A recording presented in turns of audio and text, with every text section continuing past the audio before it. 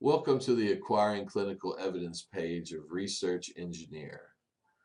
Acquiring clinical evidence means writing specific search queries and accessing high-level clinical evidence.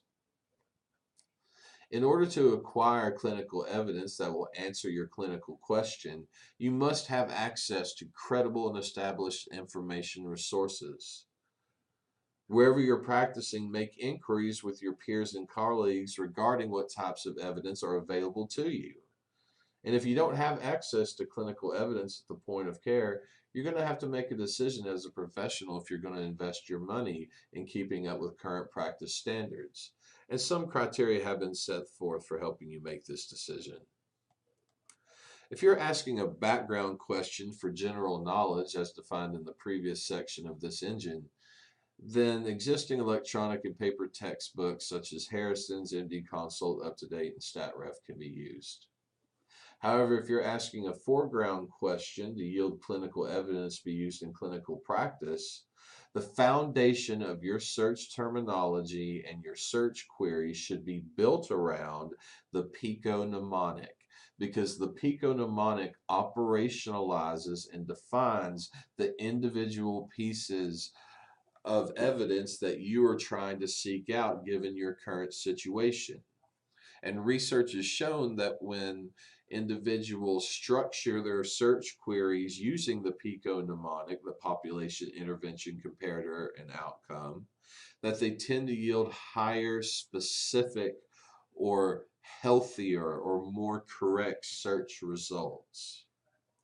Mesh headings should be used in your literature search queries if at all possible, and click on this link for a list of current mesh subheadings. The 6S approach to grading clinical evidence was published out of McMaster's University in Ontario, Canada, and it's associated with evidence-based medicine practice.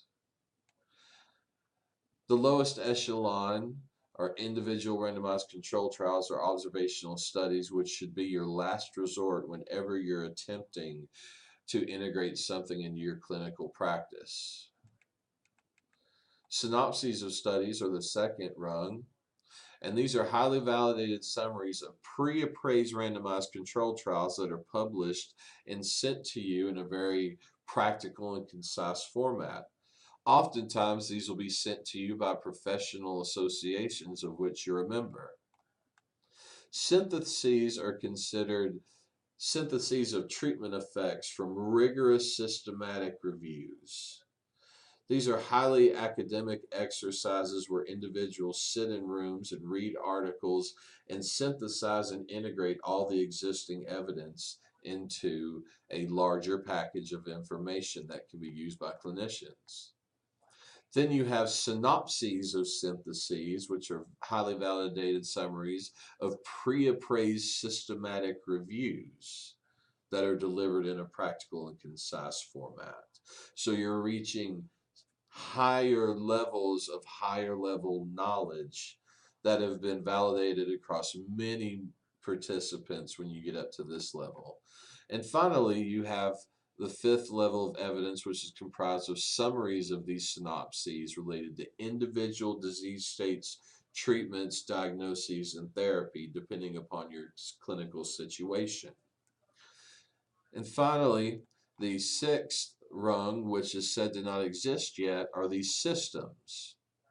And the sixth and highest, or the apex level of the pyramid, posits that there should be direct and seamless integration of relevant high-level evidence right into the patient's electronic medical record. And with the advent of the Patient Protection and Affordable Care Act, clinical pathways will have to be based on individual pieces of high-level clinical evidence moving forward. And this evidence will be automatically integrated into a patient chart as patient data is entered.